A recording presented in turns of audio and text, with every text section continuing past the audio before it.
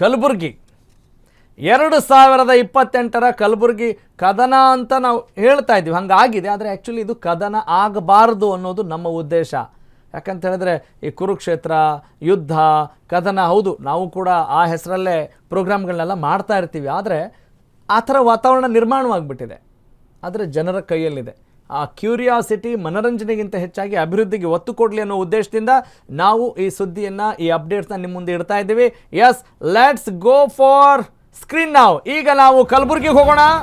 ಏನಿದೆ ಸಮಾಚಾರ ನೋಡೋಣ. 2028ರ ಎಪಿಸೋಡ್ ಕಲಬುರಗಿಯಲ್ಲಿ ಏನಾಗ್ಬೋದು? ಯಾರ್ರಿ ಬಾದ್ಶಾ ಆಗ್ತಾರಲ್ಲಿ? ಒಟ್ಟು 9 ವಿಧಾನಸಭಾ ಕ್ಷೇತ್ರಗಳು ಕಲಬುರಗಿ ಜಿಲ್ಲೆಯಲ್ಲಿರೋದು. 7ರಲ್ಲಿ ಕಾಂಗ್ರೆಸ್ಸು, 2023ರಲ್ಲಿ ಇದು ಬಿಜೆಪಿ ಎಷ್ಟು ಗೆದ್ದಿದೆ ಅಂತ ಹಾಕಿಲ್ಲ ನೋಡಿ. ಬಿಜೆಪಿ ಎಸ್ ನೋಡ್ತಾ ಹೋಗೋಣ. ಕೇವಲ 2 ಸ್ಥಾನಗಳನ್ನು ಬಿಜೆಪಿ ಗೆದ್ದಿತ್ತು ಅಂತ ಅಂದ್ಕೊಳ್ತೀನಿ. ಎಸ್, ಅದನ್ನು ಅಪ್ಡೇಟ್ ಮಾಡಿ. 2023ರಲ್ಲಿ 7ರಲ್ಲಿ ಕಾಂಗ್ರೆಸ್, 2028ರಲ್ಲಿ ಕಲಬುರಗಿ ಕದನದಲ್ಲಿ ಯಾರು ಗೆಲ್ಬೋದು, ಯಾರು ಕದ ತಡ್ತಾರೆ ವಿಧಾನಸಭೆಗೆ? ಹೊಸಬ್ರು ಯಾರಾದರೂ ಬರ್ತಾರಾ, ಹಳಬ್ರು ಬರ್ತಾರಾ? ಇದು ಬರೀ ಪಕ್ಷವನ್ನು ನೋಡಿ ಹೇಳ್ತಿದ್ದಾರಾ? ಎಲ್ಲವನ್ನು ಕೂಡ ನೋಡ್ತಾ ಹೋಗೋಣ. ಅಶ್ವವೇಗ ನ್ಯೂಸ್ನಲ್ಲಿ ಕಲಬುರಗಿ 2028ರ ಒಂದು ಬಿಗ್ ಒಪಿನಿಯನ್. ಅಫ್ಜಲ್ಪುರ ಬಿಜೆಪಿ ಗೆಲುವನ್ನು ಸಾಧಿಸ್ಬೋದು, ಜೇವರ್ಗಿಯಲ್ಲಿ ಕಾಂಗ್ರೆಸ್, ಚಿತ್ತಾಪುರ ಅಲ್ಲಿ ಕಾಂಗ್ರೆಸ್ ಗೆಲುವನ್ನು ಸಾಧಿಸುತ್ತೆ ಅನ್ನುವ ಲೆಕ್ಕಾಚಾರ ಇದೆ. I repeat, Afzalpur BJP, Jevargi Congress, ಚಿತ್ತಾಪುರದಲ್ಲಿ ಕಾಂಗ್ರೆಸ್. ಓಕೆ, ಅಫ್ಜಲ್ಪುರದಲ್ಲಿ ಹಾಲಿ MY ಪಾಟೀಲ್ ಇದ್ದಾರೆ.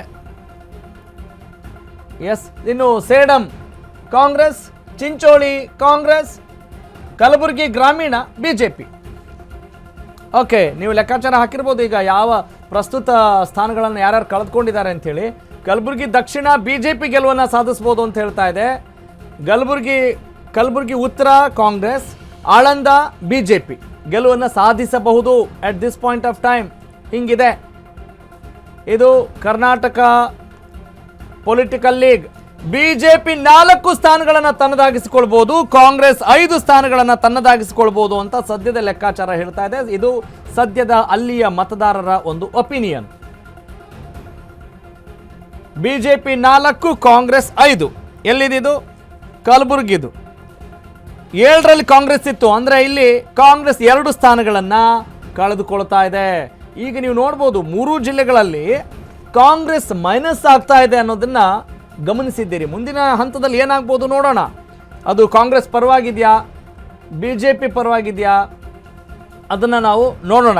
ಈಗ ಮುಂದಿನ ಯಾವ ಜಿಲ್ಲೆಗೆ ಹೋಗೋಣ ಅದನ್ನು ಕೂಡ ನೋಡೋಣ. ಎಸ್, ಕಲಬುರಗಿ ಆಯಿತು. ಈಗ ನೆಕ್ಸ್ಟ್ ಇಂಪಾರ್ಟೆಂಟ್, ಎಲ್ಲವೂ ಇಂಪಾರ್ಟೆಂಟೇ. ಆ ಕ್ಷೇತ್ರದ ಜನರಿಗೆ ನಮ್ಮ ಕ್ಷೇತ್ರದಲ್ಲಿ ಯಾರೇ ಅಧಿಕಾರಕ್ಕೆ ಬರ್ತಾರೆ ಅಂತ ನೀವೆಷ್ಟು ಕ್ಯೂರಿಯಾಸಿಟಿಯಿಂದ ನೋಡ್ತಿದ್ದೀರಲ್ಲ, ಅಷ್ಟೇ ಕ್ಯೂರಿಯಾಸಿಟಿಯಿಂದ ಆ ಕ್ಷೇತ್ರದ ಪ್ರಸ್ತುತ ಹಾಲಿ ಶಾಸಕರು ಕೂಡ ಇದ್ದಾರೆ. ಅದು ನಿಮ್ಮ ಗಮನದಲ್ಲಿರಲಿ. ಅವರ ಭವಿಷ್ಯವನ್ನು ನಿರ್ಧಾರ ಮಾಡೋದು ನೀವು. ಹಾಗಾಗಿ ನೀವು ಬಹಳ ಎಚ್ಚರಿಕೆಯಿಂದ ಇರಿ. ಇನ್ನು ಮುಂದಿನ ಕ್ಷೇತ್ರಗಳಿಗೆ ನಾವು ಹೋಗೋಣ.